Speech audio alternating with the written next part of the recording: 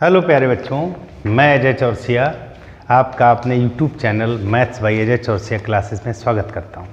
आज के इस वीडियो में अग्रवाल जी के अनसोल्व से 2024 का सेट 4 जिसका कोड है HY यह हल करेंगे। तो जैसा कि मैंने पिछले वीडियो में बताया था, सेट में 1 से 20 तक क्वेश्चन जो होते हैं OMR पे करने होते हैं और मैंने आपको एक प्रोसेस बताया। सबसे पहले लॉन्ग क्वेश्चन जो आपका खंड बा में 23, 24, 25 इसमें क्या होता है, ये 6 नंबर के होते हैं तो और दो दिए होते हैं, एक आपको करना होता। तो हम सबसे पहले यही करेंगे। क्वेश्चन नंबर 23 की बात करते हैं।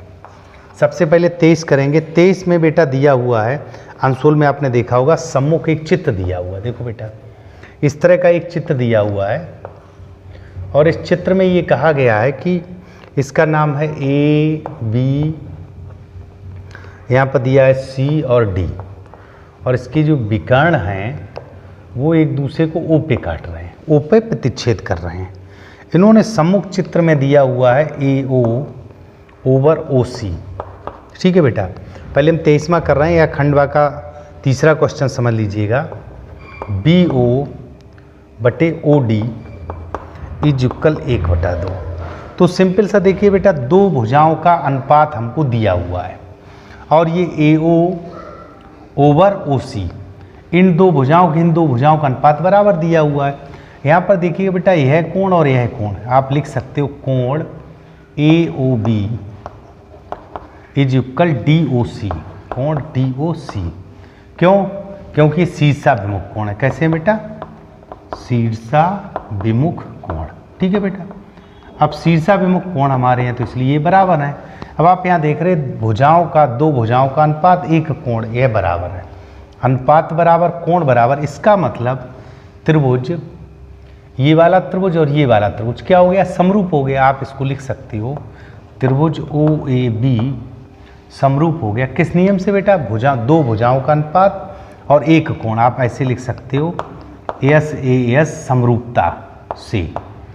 समरूपता से ये त्रिभुज AOB और त्रिभुज DOC कैसे हो गए बेटा?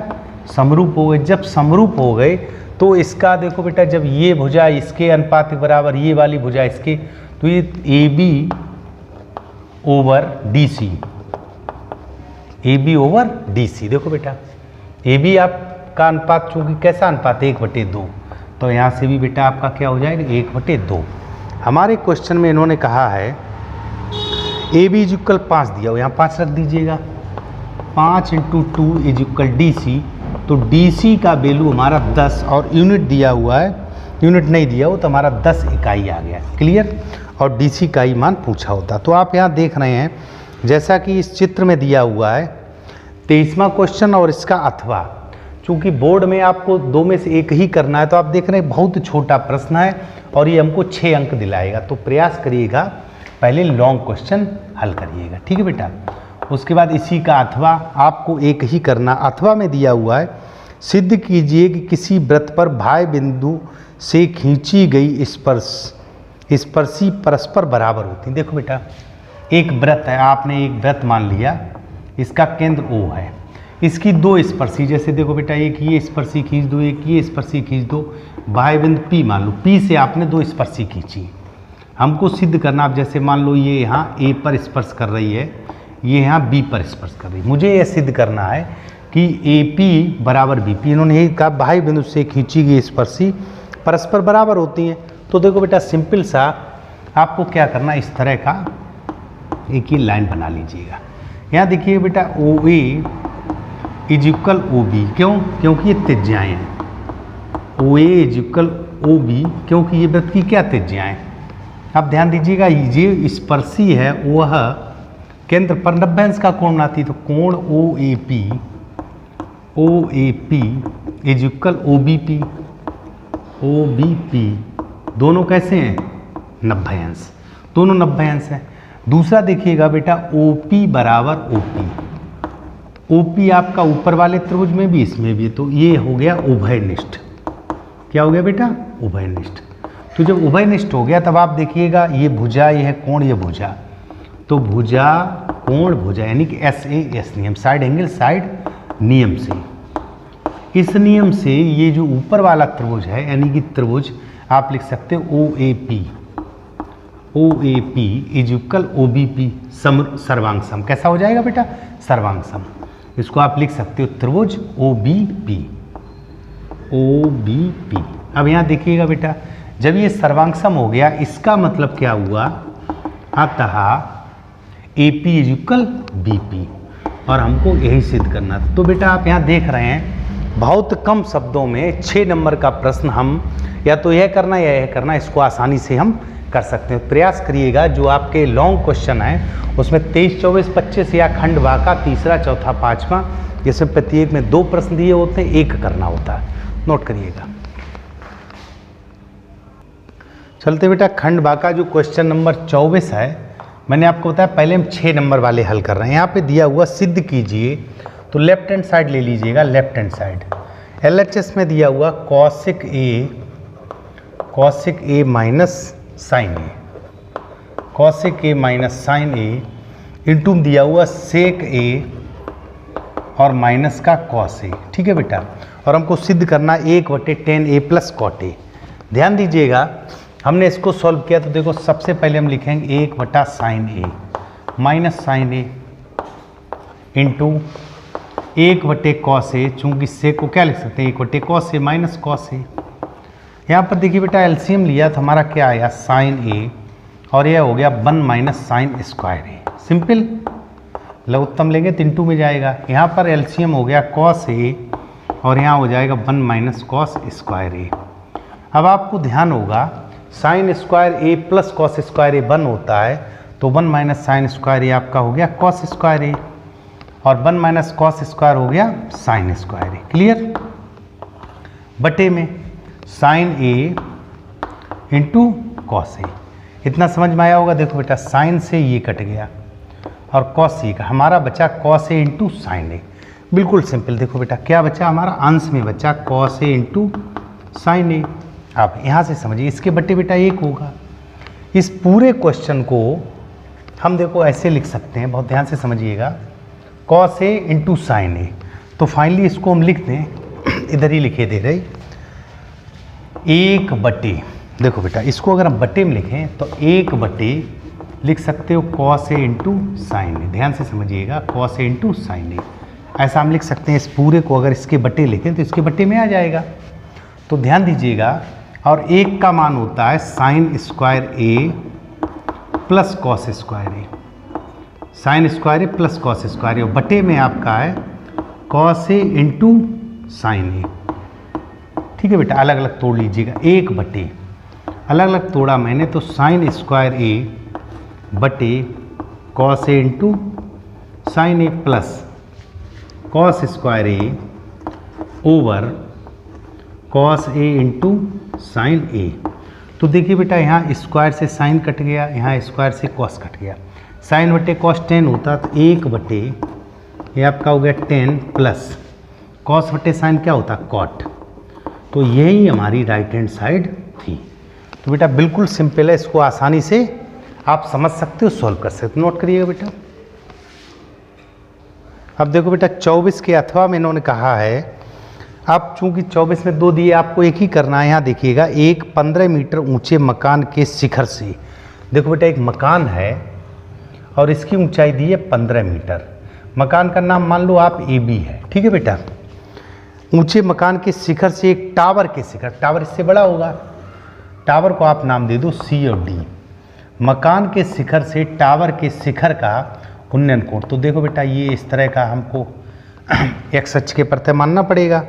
ये 30 अंश है, तो ये कोण कितना दिया 30 अंश। बहुत ध्यान समझिएगा बेटा। उसके बाद अब जैसे ABCD यहाँ पे बिंदु E मान लो, साथ में दिया हुआ है उसी मकान के तल से टावर के शिखर का उन्नयन कोण। अब देखो मकान के तल से, तल ये है, टावर का शिखर कोण, अब देखो ये जो कोण दिया हुआ, ये कितना दिया हो 60 डिग्री। बहुत ध्यान समझिएगा, यही कोण जब जमीन से आपका देखो ये 15 था, इसके तल से वो 60 अंश है। हमसे पूछा गया टावर की ऊंचाई तथा मकान से टावर की दूरी। तो देखो बेटा आप क्या करिएगा, ये जो बिटवीन डिस्टेंस है, दोनों के बीच की जो दूरी है, मैंने इसको x मान लिया, बहुत सिंपल समझिएगा।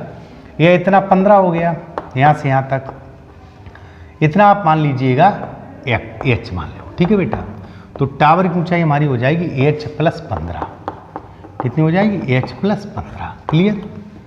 क्यों मैंने इतना h माना। अब देखो बेटा, सबसे पहले छोटे त्रिभुज, तो त्रिभुज BED में, त्रिभुज BED में बहुत सिंपल है बेटा, आसानी से आप समझ सकते हो।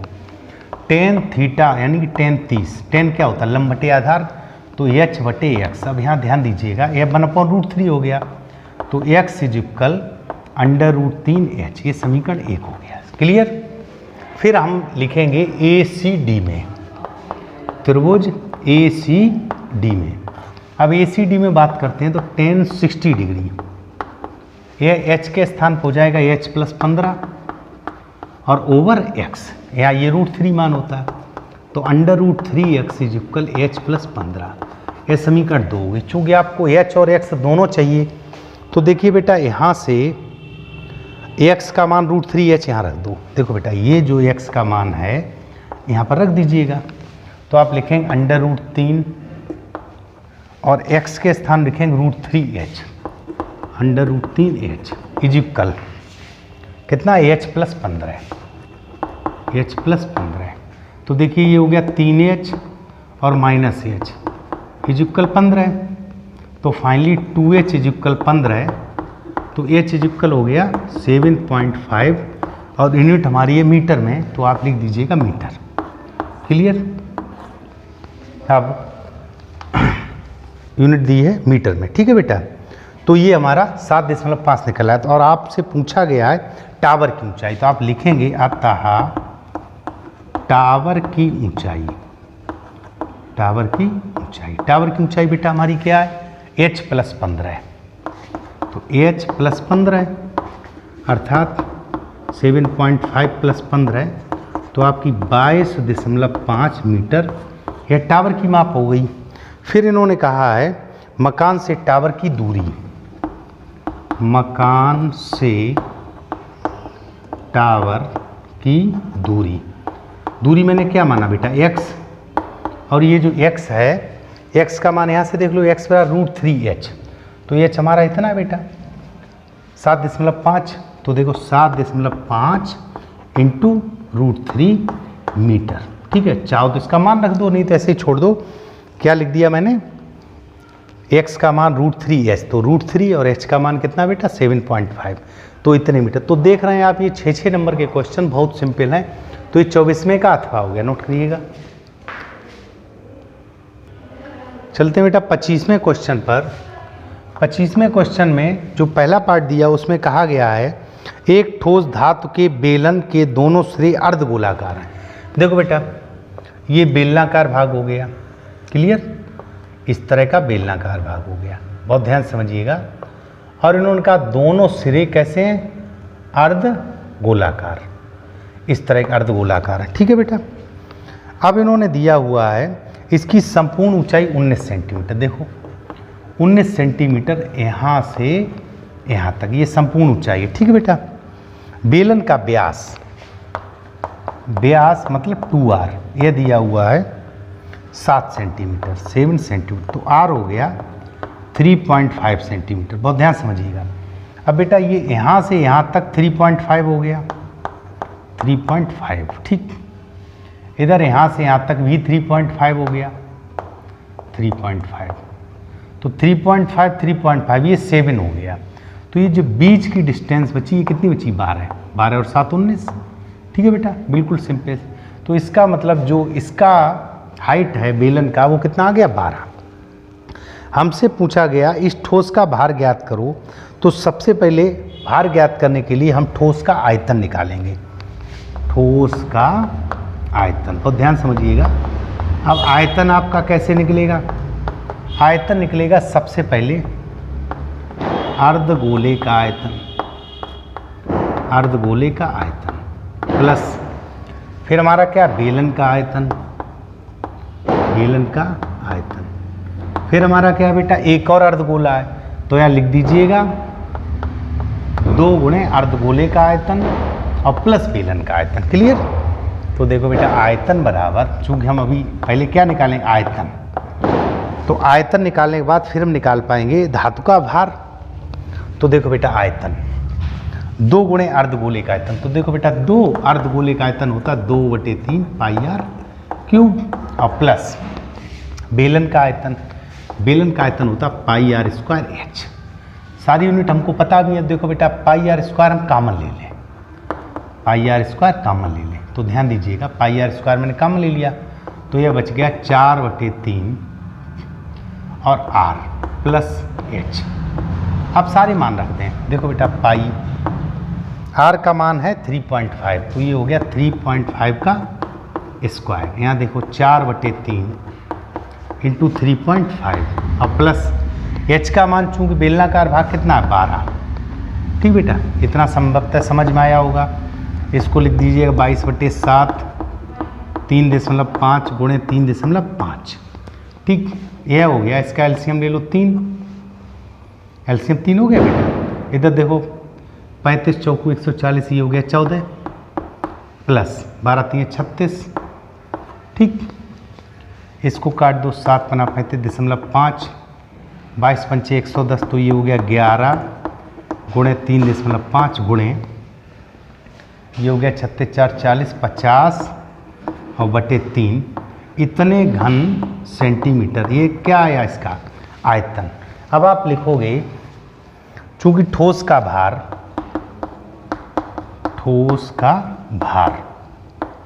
भार दिया हुआ है 1 सेंटीमीटर क्यूब धातु का भार,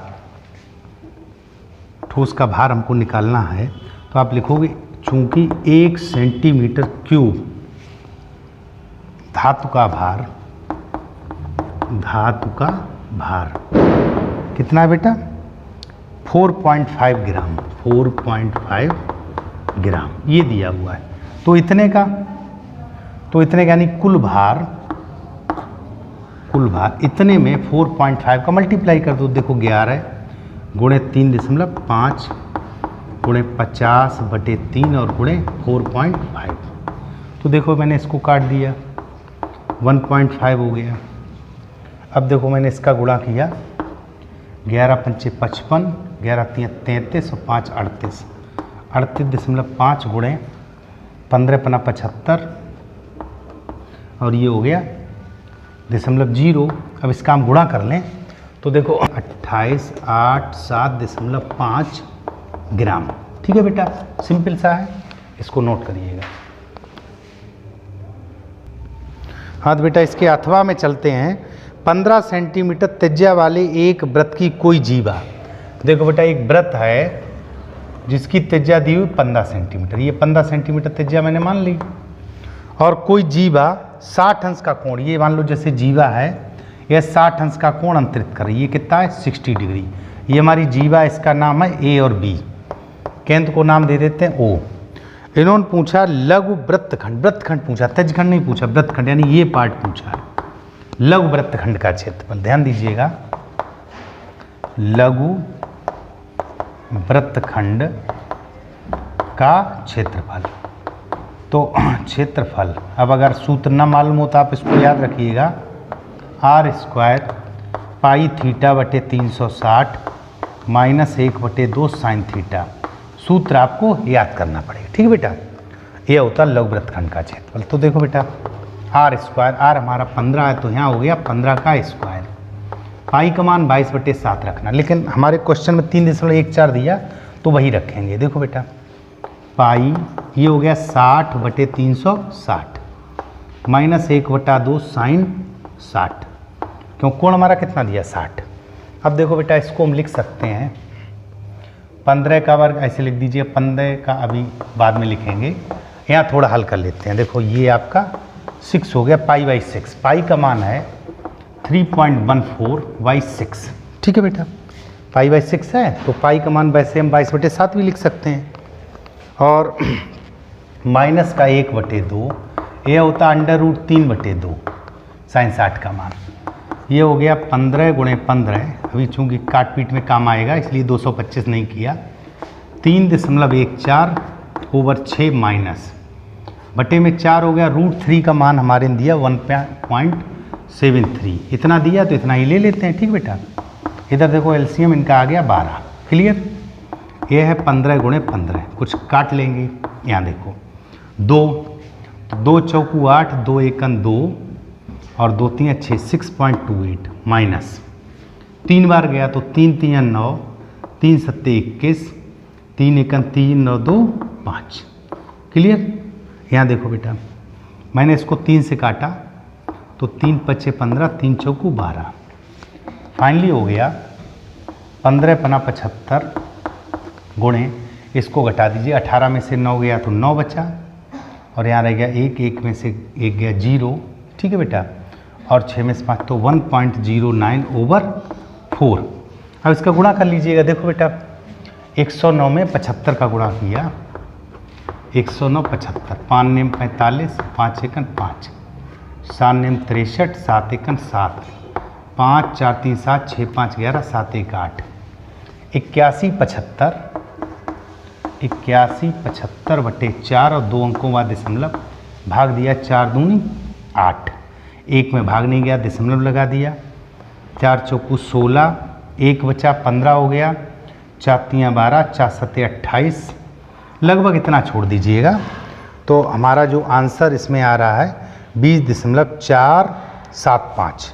ठीक है बेटा, देखो 4 दूनी 8, भाग नहीं गया तो 0, 4 चौकू 16, 1 बचा तो फिर 4 दूनी 8, इस तरह आप 4 2 7 इस तरह दिया हुआ बेटा। तो आप इतना ही 4 तक रहने दो, जैसे बेटा आप चाहो तो आगे भी निकाल लो। तो इसमें 20.4 लगभग में, और ये हमारा क्या था, क्षेत्रफल, तो इसको लिख सकते हो वर्ग सेंटीमीटर। यूनिट हमारी किस में थी, सेंटीमीटर में। इसको नोट करिएगा। देखो बेटा, यहाँ आपने देखा क्वेश्चन नंबर 23 24 25, जिसमें 2 पार्ट दिए होते तो आपको एक एक करना होता था, तो ये 6 नंबर। तो मैंने कहा कि सबसे पहले उनको करिएगा, और आप देख रहे हैं 20-22 मिनट में हमारा 18 नंबर का पेपर कंप्लीट हो गया। अब हम चलते हैं, चूँकि इसको मैंने रिवर्स करने यानी उल्टे साइड्स करने का, मैंने 23 24 25 कर लिया।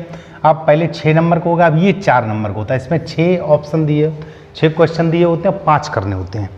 तो 22 के पहले के 22 का जो का पार्ट दिया हुआ है, इन्होंने कहा यदि किसी एपी मतलब समांतर श्रेणी, अर्थमेटिक प्रोग्रेशन, पहले m पदों का योग। तो देखो बेटा, माना कि एपी का प्रथम पद, माना कि एपी का प्रथम पद a और सार्व अंतर d है। ठीक है बेटा, तो इन्होंने कहा कि m पदों का योग, m पदों का योग, यह दिया हुआ n। ठीक है बेटा, और n पदों का योग m, n पदों का योग m, ये m दिया हुआ है। ठीक है बेटा, तो सबसे पहले और m प्लस n पदों का योग पूछा है। तो देखो बेटा, सिंपल सा m पदों का योग क्या होगा, m/2 2a plus m-1 into D is equal small n। ठीक, इधर n पदों के योग की बात करें तो ये होगा, अब यहाँ से देखो बेटा, आप इसको निकाल लें तो इसको लिख सकते हैं 2a plus m-1 into D 2n/m, इसको समीकरण 1 मान लें। ठीक है, फिर n पदों की बात करते हैं तो ये आ जाएगा n/2 2a plus n-1 into D, और ये हमारा क्या m के बराबर है। यहाँ से देखो बेटा, 2a plus n-1 into D 2m/n, समीकरण 2। अब आप क्या करेंगे, दोनों को सॉल्व करेंगे तो समीकरण 1 से 2 घटाने पर, तो देखिए बेटा, चाहो तो डायरेक्ट घटा लो, जैसे देखो, नहीं तो लिख के घटा दे रहे हैं। 2a plus m-1 into D is equal 2n/m, दूसरा 2a plus n-1 into D 2m/n, और यहाँ लिख देंगे घटाने पर। क्या करने पर बेटा, घटाने पर। हम प्रतिस्थापन विधि लगा रहे हैं, तो ये आपका कट गया। यहाँ से मैंने d कॉमन ले लिया, तो m-1 minus n+1 is equal 2n/m minus 2m/n। ठीक है बेटा, यहाँ देखो 1 से 1 कट गया, d m-n is equal, LCM आया हमारा m और n, ऊपर से 2 कॉमन ले लिया, m का भाग दिया तो n, तो ये हो गया n स्क्वायर और 2 कॉमन ले लिया माइनस m स्क्वायर। इसमें वर्गांतर लगा दो तो देखो बेटा D m minus n is equal to n minus m और n प्लस m, ठीक है बेटा, बटे mn। यहाँ ध्यान दीजिएगा, अगर इस स्टेप में हम यहाँ पे माइनस कॉमन ले लें तो इसको लिख सकते हैं n माइनस m, और n माइनस m को हम काटते हैं तो d का वैल्यू हमारा हो गया, माइनस उधर भेज दीजिएगा, minus 2 n plus m over mn, ठीक है बेटा। अब हम समीकरण 1 से देखें, समीकरण 1 से एक हमारा था 2a plus m minus 1 into D का मान है बेटा माइनस 2 n प्लस m और बटे mn, ठीक है बेटा, बटे mn, और यहाँ पर बराबर 2n minus m, 2n upon m। तो देखो बेटा यहाँ से हम 2a का मान निकालेंगे, इस पूरे पोर्शन को उधर भेज देंगे तो देखो 2a हमारा निकला, 2n अपॉन m, यह पूरा उधर गया तो प्लस का 2m minus 1 into n plus m और बटे m और n। उससे पूछा गया है अतः m प्लस n पदों का योग, पदों का योग, थोड़ा इसको समझिएगा। तो देखो क्या आएगा, m प्लस n बटे 2, 2a plus m plus n minus 1 into D, ठीक है, सारे मान रख दीजिएगा, m प्लस n बटे 2, 2a का मान है 2n upon m plus 2m minus 1 into n plus m और ओवर mn और plus m plus n minus 1 into D का मान है माइनस 2 n प्लस m और पूरे बटे mn, ठीक है बेटा, यह मान हो गया हमारा। अब इसको थोड़ा सॉल्व करेंगे तो देखो बेटा m प्लस n बटे 2 और इसका एलसीएम ले लो, एलसीएम हो गया हमारा m और n, तो m का भाग दिया तो यहाँ हो गया 2n स्क्वायर, ठीक है। चाहो तो 2 पूरे से कॉमन ले लो, यहाँ कट जाएगा, 2 मैंने कॉमन ले लिया, ठीक है, 2 से 2 कट भी जाएगा तो यहाँ हो गया n स्क्वायर। इधर देखो बेटा इनका मल्टीप्लाई कर दो, m का किया तो m n plus m square minus n और माइनस m, यहाँ देखो ये माइनस है, 2 तो मैंने बाहर ले लिया तो माइनस कॉमन रहेगा, तो माइनस का जब हम गुणा करेंगे, यहाँ देखो माइनस पहले लगा लो, अंदर पहले m का किया तो mn प्लस m स्क्वायर, ठीक है बेटा, mn plus m square plus n square और nm, ठीक है, माइनस n माइनस m, 2 पहले से ही कट गया था। अब देखो इसको थोड़ा जितना कट जाए काट दीजिएगा। देखो बेटा जब हम इसको खोलेंगे तो ये देखो माइनस कारण n और m प्लस के हो जाएंगे, ये कट जाएंगे, इधर देखो m स्क्वायर और माइनस का m स्क्वायर हो जाएगा, ठीक है बेटा, mn और ये प्लस का mn, तो ये इससे कट जाएगा, n square minus n square यह भी कट जाएगा। अब आपका फाइनली क्या बचा, देखो बेटा माइनस mn, तो देखो बेटा m प्लस n बटे 2 तो मैंने काट ही दिया है, यहाँ पर आपका बच गया, बाकी सारे मान कट गए, माइनस का nm बचा, माइनस का, ठीक है बेटा, तो माइनस nm और बटे तो कितना बचेगा, ऋण 1, तो फाइनली हमारा ये है m प्लस n पदों का योग आ गया, नोट करिएगा। चलते हैं इसके खा पार्ट पर, 22 का खा। तो खा पार्ट में दिया हुआ है, सिद्ध कीजिए किसी बाह्य बिंदु से किसी वृत्त पर खींची गई स्पर्श रेखाओं के बीच का कोण। तो देखो बेटा सबसे पहले एक वृत्त बना लो और इसका केंद्र O मान लो, इसके बाह्य बिंदु से मान लो स्पर्शी ये खींची गई, ठीक है, ये P बाह्य बिंदु है, स्पर्शी आपने एक ये खींच दी, यहाँ A पर मिल रही है और यहाँ B पर मिल रही है, ठीक है बेटा, ये इस तरह मिल रही हैं। अब इन्होंने कहा है कोण स्पर्श बिंदुओं को मिलाने वाली रेखाखंड द्वारा कोण का अंतरित कोण का संपूरक है। यानी ये कोण और ये कोण मिलकर 180 अंश आए। तो देखो बेटा सिंपल सा आप यहाँ पर देखिएगा, चूंकि ये कोण आपका कितना है 90 अंश, इस पर सी सदैव 90 अंश का कोण बनाती।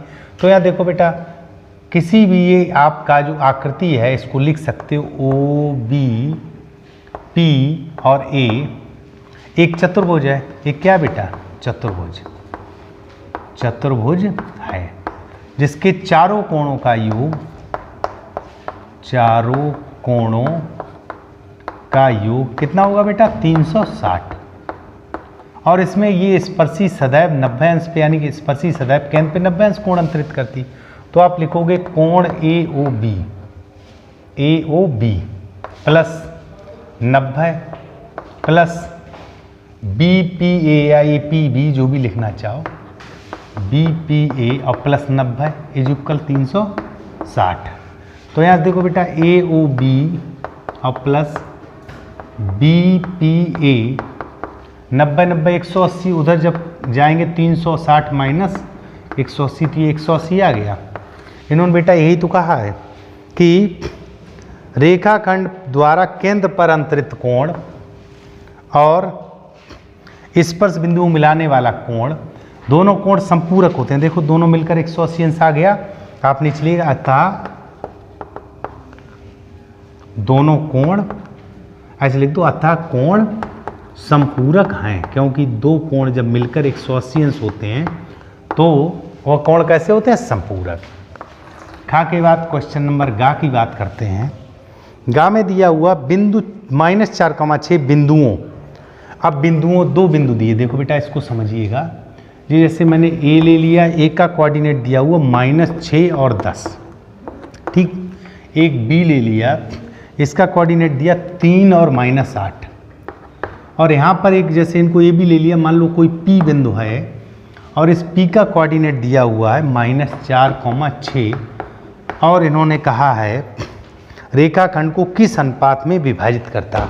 आप मान लो m अनुपात n में विभाजित करता है, m अनुपात n, ये आपने अनुपात क्या मान लिया m अनुपात n। क्लियर। तो देखिए बेटा जब अनुपात में भाई विभाजन अगर मेंशन हो तो भाई विभाजन लगाते हैं, और केवल अनुपात का विभाजन को तो हमेशा अंत्य विभाजन का सूत्र लगाते हैं।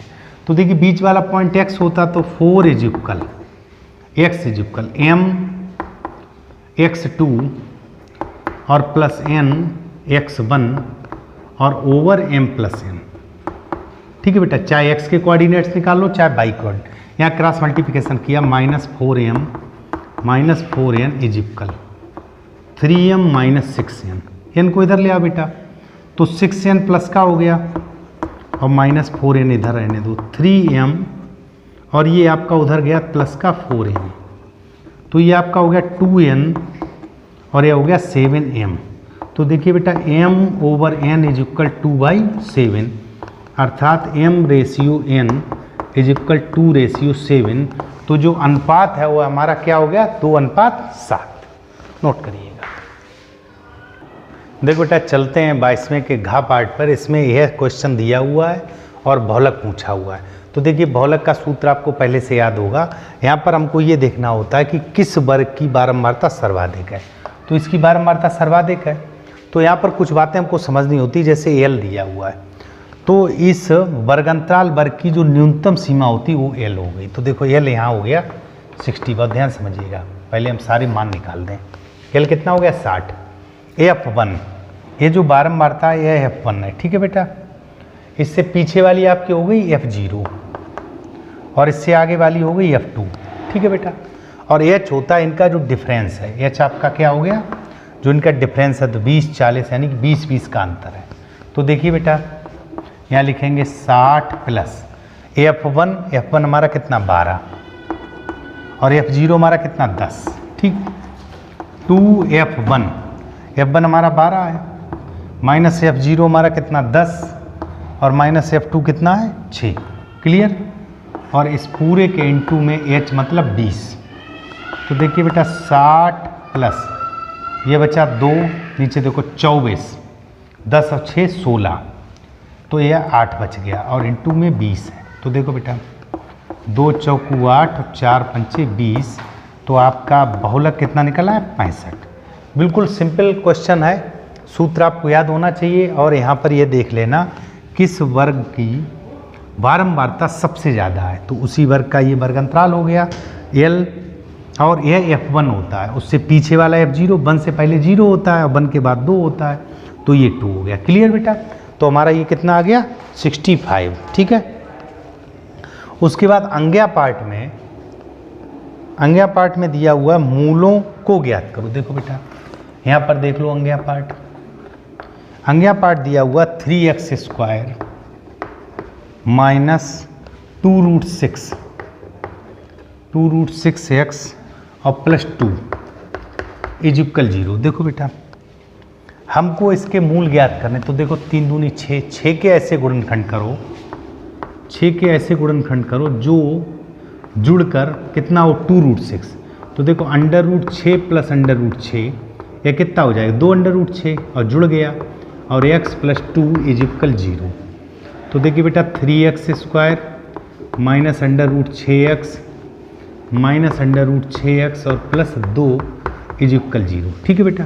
अब देखो 3 को लिख सकते हैं, पहले एक स्टेप बढ़ा दें हम, √3x² minus √3 into √2x minus √6 को लिख सकते हो √3 √2x और प्लस 2 को √2 और √2 2 बार लिख सकते हैं बराबर 0। इन दोनों में √3 और x कॉमन ले लो, तो √3x minus √2x, sorry x common ले लिया, यहाँ पर कॉमन ले लो √2, तो √3x और माइनस का √2 इज इक्वल 0। आप देख रहे हैं √3x माइनस √2 दोनों जगह से कॉमन है, यहाँ बच गया √3x माइनस √2 इज इक्वल 0। चूँकि दोनों एक जैसे यानी होल स्क्वायर है, चाहते तो हम a वर्ग माइनस 2ab प्लस b वर्ग भी लिख सकते थे। तो √3x माइनस √2 इज इक्वल 0, तो √3x इज इक्वल √2, तो हमारा x इज इक्वल आया √2/√3। ठीक है बेटा। इसमें आप क्या कर सकते हो, ऊपर नीचे √3 का मल्टीप्लाई कर दो, तो 3 नीचे हो जाएगा 3, ऊपर हो जाएगा तो √6/√3, तो दोनों रूट्स हो गए √6/√3 और √6/√3, यह दोनों मूल हो गए। चूंकि दोनों मूल कैसे हैं, समान है। नोट करिएगा बेटा। देखिए बेटा 22वें के 4 और चूंकि इसमें 6 पार्ट थे, आपको 5 ही करने थे, मैं यहाँ 6 के 6 कर रहा हूँ। इसमें देखो फर्स्ट पार्ट में ये फर्स्ट पार्ट है और ये सेकंड पार्ट है। फर्स्ट में लासा पूछा, उसमें मासा पूछा। तो देखो सिंपल सा बेटा 867 और 255, तो जब लासा निकालते हैं तो इस तरह फैक्टर करिए। देखो बेटा 2 से कटेगा नहीं, 3 से काटिएगा, 7 6 13 और 8 21, तो 3 से कट जाएगा, 3 दूनी 6, 2 बचा, 3 8 24, 3 9 27, 5 5 10 2 12, ये भी 3 से कट जाएगा, 3 8 24 और 3 5 15। अब देखो बेटा ये 3 से नहीं कटेगा, 9 8 17 2 19, ये भी 3 से नहीं कटेगा, तो आप 5 से काट देखिएगा, तो 289 और ये आपने काटा तो 5 1 5 7 35। अब आप 17 से काटिए, तो 17 और ये 17, तो फाइनली हमारा जो लासा पा है, लासा वो आपका आएगा 3 × 5 × 17 × 17 गुणा आप कर सकते हैं। ठीक है बेटा। बात करते हैं मासा की। तो मासा तो एक हमारे पास भाग विधि होती, दूसरा गुणनखंड विधि होती। चूंकि यही सवाल है, गुणनखंड हमको पता है, तो देखो 867, इसका पहले फैक्टर कर लो। देखो मैंने पहले किससे काटा, 3 से काटा, तो देखो 3 दूनी 6, 3 8 24, 3 9 27। फिर ये देखो 289 कटा नहीं, किससे कटा, 17 से, फिर ये आपका 17 आया। उसके बाद 255 का मैंने फैक्टर किया, तो 3 8 24, 3 5 15, 5 से काटा तो 17, 5 से काटा तो कितना आया 17, और 17 1 17। तो देखो बेटा एक तो मैंने कहा भाग विधि होती, दूसरा ये जैसे बेटा इसके फैक्टर हो गए 3 17 और 17, और इसके फैक्टर हो गए 255 के 3 × 5 × 17। तो जो मासा पा पूछा, मासा पा का मतलब होता है हाईएस्ट कॉमन फैक्टर, अर्थात जो उभयनिष्ठ पद हो। तो देखो बेटा ये हो गया 3 और × 17, तो ये मासा पा कितना हो गया बेटा 51। ये भी मल्टीप्लाई कर लीजिएगा, आंसर नोट करिएगा। हाँ तो बेटा आप चलते हैं खंड बा का जो 21वां या खंड बा का पहला कह लीजिएगा, पेपर का 21वां क्वेश्चन खंड बा का पहला। मैंने आपको सबसे पहले 6 नंबर वाले 3 किए हैं, ठीक है, फिर 4 नंबर वाले किए, अब 2 नंबर वाले करते हैं। इसमें लिखा होता सभी खंड कीजिए। तो देखो इसके का पार्ट में दिया हुआ है, 2 संख्याओं का अंतर 26, एक संख्या दूसरी संख्या की 3 गुनी है। तो माना कि इन्होंने कहा एक संख्या दूसरी संख्या की 3 गुनी है, माना कि दूसरी संख्या x, हमेशा छोटी वाली मानते हैं, माना कि दूसरी संख्या x है। तो पहली संख्या हो गई आपकी, चूंकि दूसरी संख्या कितनी है 3 गुनी है, तो पहली संख्या कितनी होगी बेटा 3x। इनका अंतर का अंतर कितना दिया हुआ 26।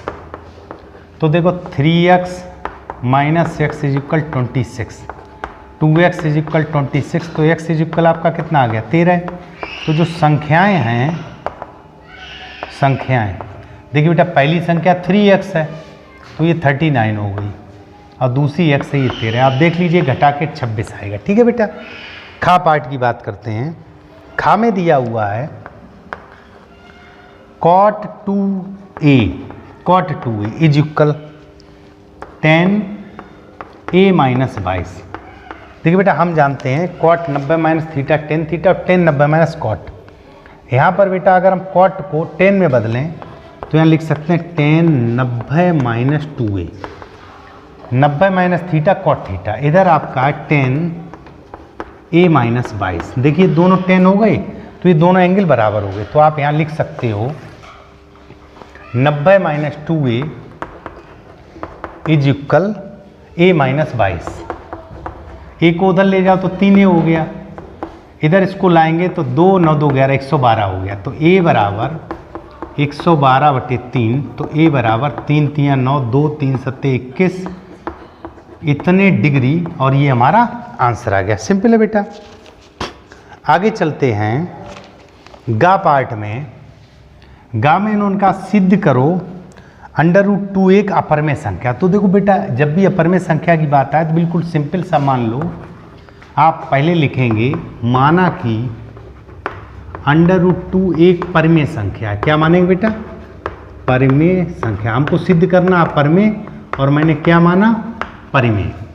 तो √2 बराबर p/q, जहाँ q 0 के बराबर नहीं है, q इज नॉट इक्वल 0।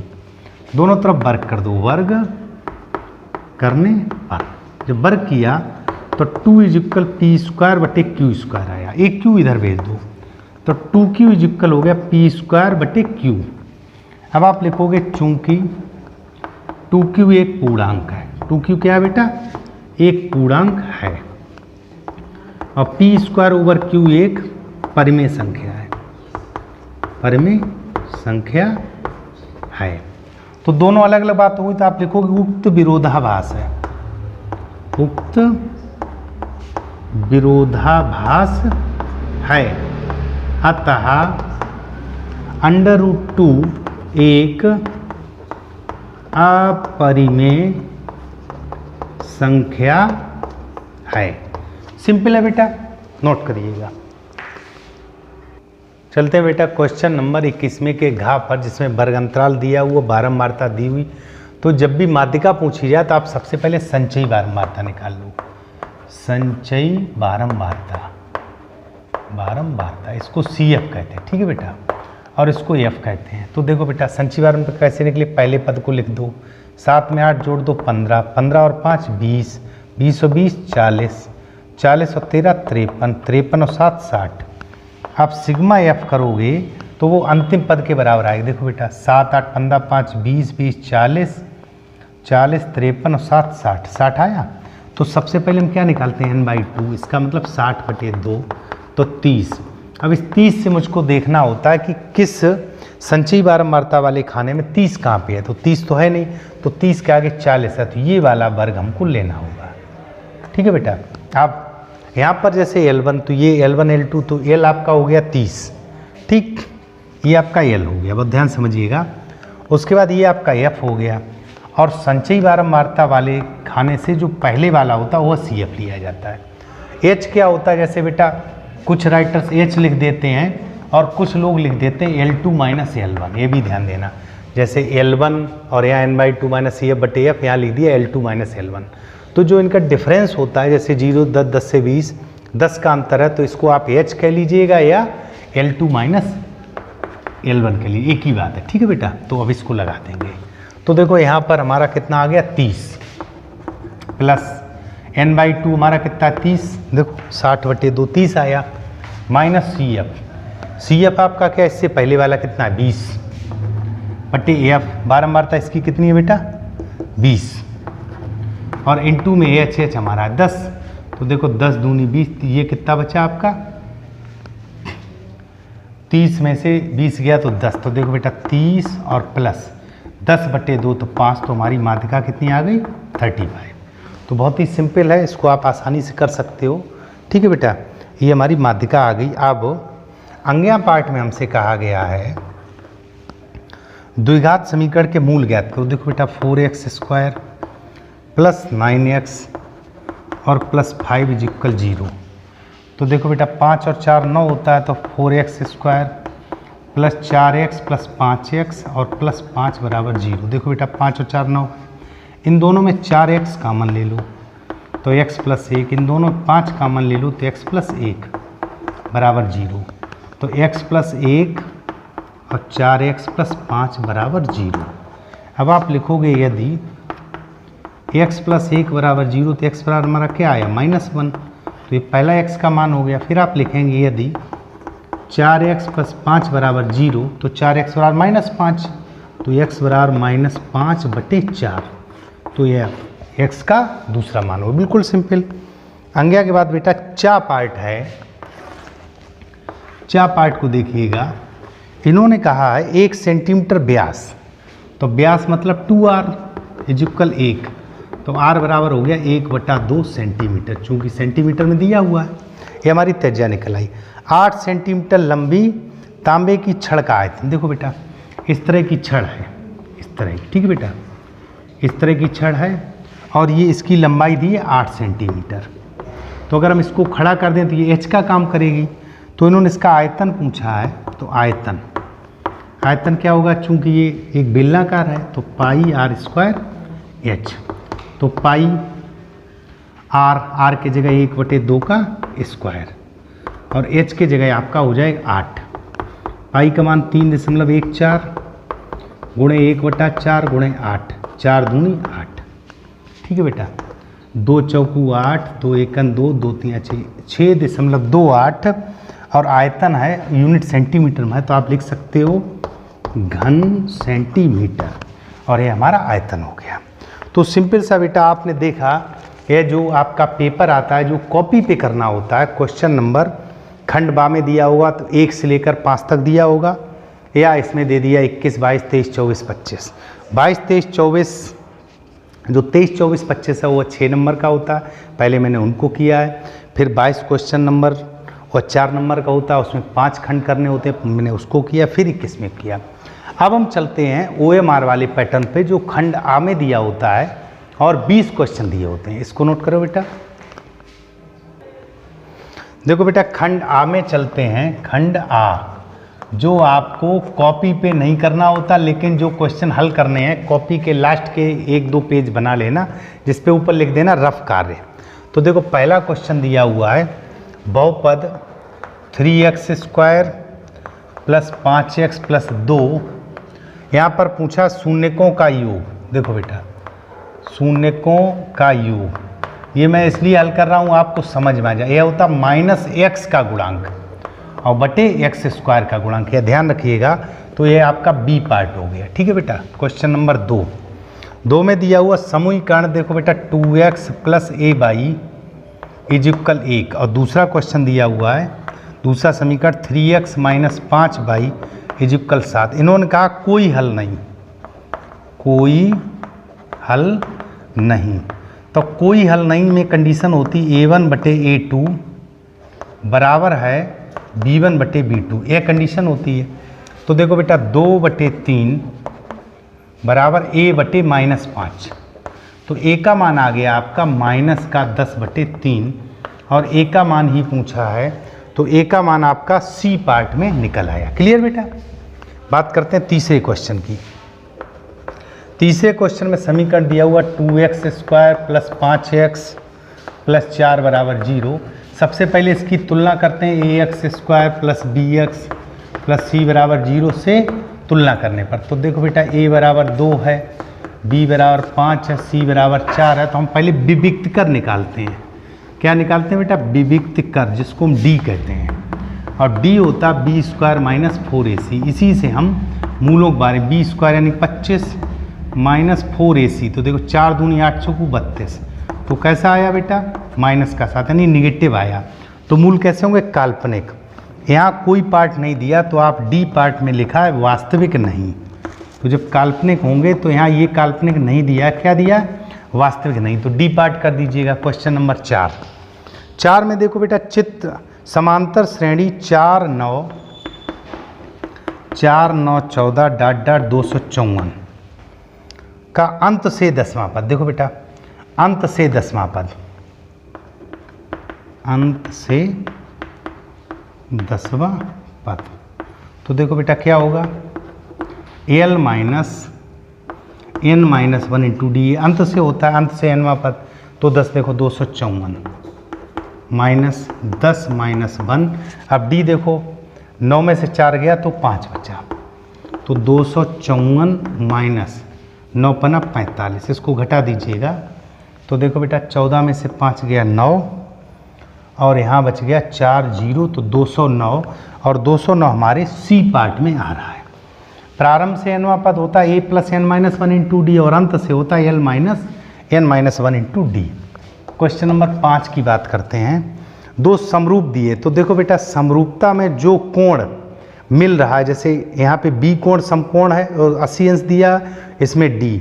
तो ABC आपका त्रिभुज होगा ABC, चूंकि इसमें b कोण कैसा है? 80 अंश। और इधर वाले का EDF, तो ये समरूप होगा EDF। बहुत ध्यान समझिए, देखो b 80 डिग्री दिया हुआ है, ठीक है, भुजाओं का अनुपात दिया, तो ये समरूप होंगे। ये आपका सी पार्ट है। क्वेश्चन नंबर 6 की बात करते हैं। -3, -4 और मूल बिंदु से दूरी। तो देखो √ इसका वर्ग और प्लस -4 - 0 का वर्ग, तो 3 का वर्ग 9, 4 का वर्ग 16, 9 25, अर्थात कितना आया? 5 इकाई। क्वेश्चन नंबर, अब देखो बेटा ये जो छठे में क्वेश्चन 5 इकाई, ये सी पार्ट है, ठीक है बेटा। क्वेश्चन नंबर दिया हुआ है cot A = 3/4। तो ध्यान दीजिएगा, ट्राइंगल बना लो। तो आधार बटे लंब, देखो बेटा लाल बटे कक्का होता है, तो आधार बटे लंब हो गया।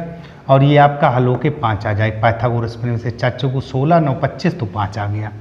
हमसे पूछा सेक क्या होता है? कर्ण बटे आधार।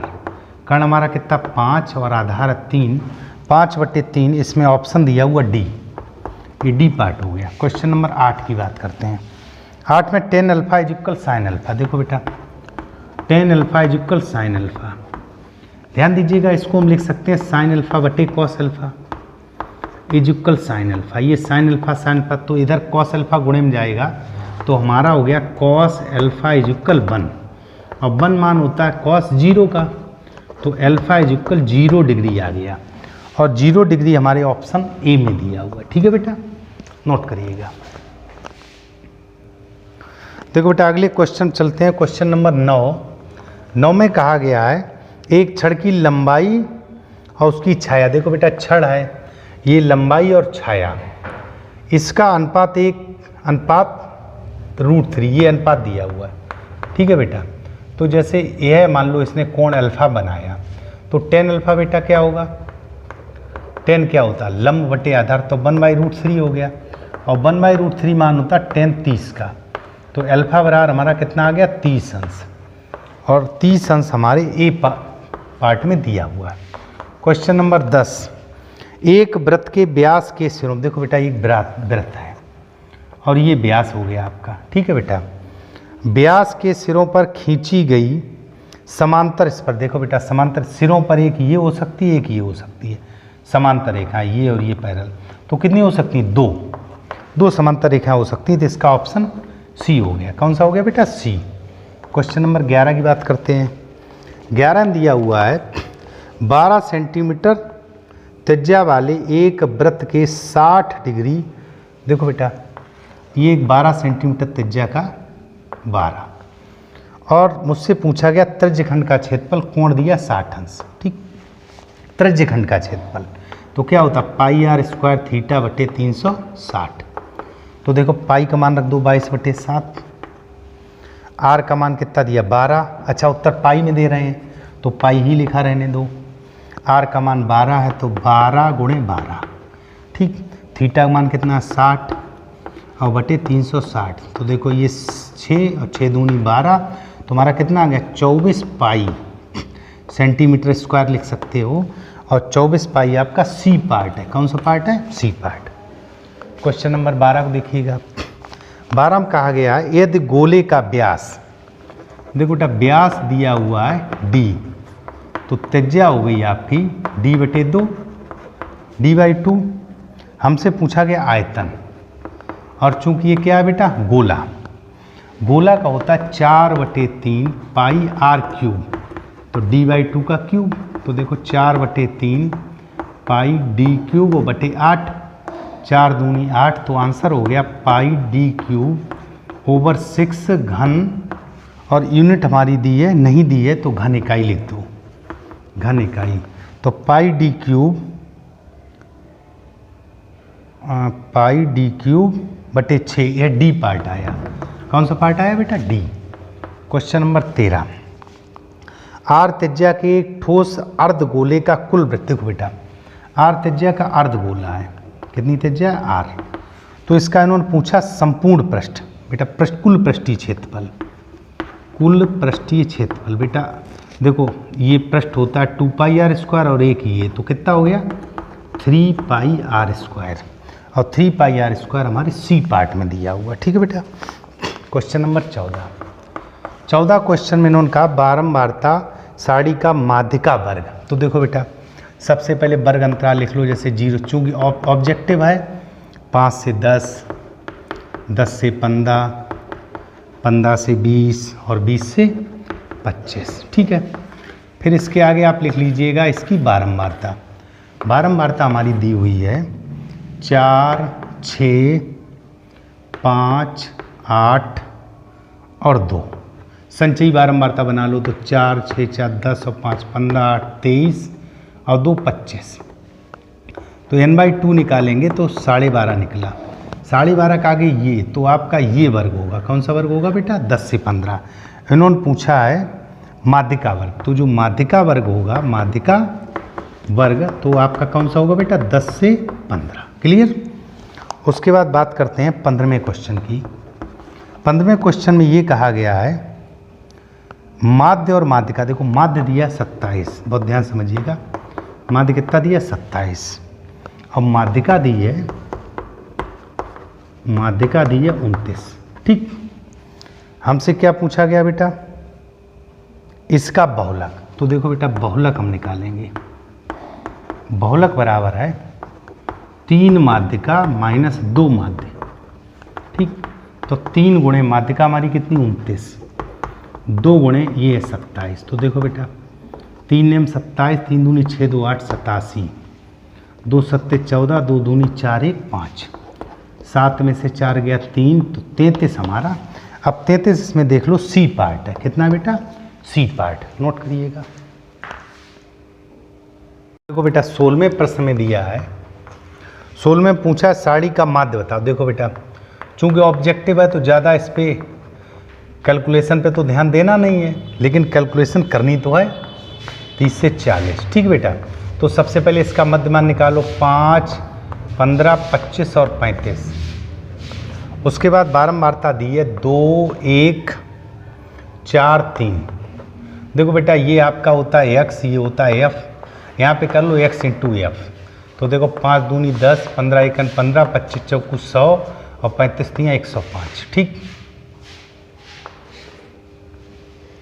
इसका टोटल हो गया सिग्मा एक्स एफ। इसको देखो 5, 10, 1, 2 3 और 2। देखो बेटा 5 10 2 3 1 1 2 230 और सिग्मा एफ हो गया आपका 3 4 7 1 8 2 10। तो एक्स बार जिसको हम समांतर माध्य कहते हैं 230/10 अर्थात हमारा कितना आ गया 23 और 23 हमारे बी पार्ट में दिया हुआ है। क्लियर। उसके बाद सवाल नंबर 17 में एक आदि वर्ष। देखो बेटा आदि वर्ष में दिन कितने होते हैं 366। ठीक। अब 366 आप एक सप्ताह में कितना दिन होता है 7। तो देखो बेटा 7 पना 35 एक बचा। ठीक 16 हो गए 7 दूनी 14। अब ये हमारा 2 दिन बच रहा है 52। तो अगर इन्होंने कहा है 53 सोमवार की प्रायिकता तो हमारे पास 2 दिन शेष हैं। इन 2 दिन में अगर एक रविवार आ जाए तो 52 तो ये होंगे ही होंगे तो 53 हो जाएंगे। तो प्रायिकता हो गई 2/7। अगर अधिवर्ष न दिया होता तो आपका कितना होता यहाँ पे बचता आपका 65 होता तो यहाँ एक शेष बचता तो 1/7। क्लियर। ये आपका सी पार्ट है। क्वेश्चन नंबर 18 में कहा गया 2 मित्र 2020। अब 2020 मतलब कैसा लीप वर्ष है। अब लीप वर्ष है दोनों का जन्मदिन एक ही दिन हो तो पहले की प्रायिकता हो गई 1/366 दूसरे की भी ये हो गई तो आंसर हो गया 2/366 या उनकी एक ही दिन जन्मदिन की प्रायिकता हो गई। Option number D. Question number 19 में बिंदुओं के बीच की दूरी। तो देखो बेटा 2 और 3 और दूसरा दिया हुआ 4 और 1। तो देखो d = पहले में से पहला घटा दो और दूसरे में से दूसरा घटा दो चाहे इधर से चाहे इधर से। 2 में 4 गया -2 -2 का वर्ग 4 यहाँ 2 का वर्ग 4 4 4 √8 अर्थात 2√2 और 2√2 हमारे में ऑप्शन दिया हुआ सी। अंतिम प्रश्न है 20 को देखते हैं निम्नलिखित में अपरमेय संख्या। ध्यान दीजिएगा √25 5 हो गया √81 9 हो गया 5/3 परमेय है तो 5 + √2 यह कैसी है बेटा अपरिमेय और यह ऑप्शन हमारा डी है। तो डियर स्टूडेंट्स आज के इस वीडियो में आपने अग्रवाल जी के अंशोल्प का सेट 4 HY सीखा। आप रेगुलर वीडियो को अटेंड करते रहिए और मैं इसी प्रकार आपको अंशोल्प पेपर लगातार कराता रहूँगा। कम से कम 21 सेट कराऊँगा इस वर्ष में। तो आप पहले 2024 फिर 23 फिर 22 इसी क्रम में कराता रहूँगा। आप वीडियो को देखिए, शेयर करिए, लाइक करिए, कमेंट करिए और अपने दोस्तों को जरूर भेजिए। मिलते हैं अगले वीडियो में, तब तक के लिए बाय।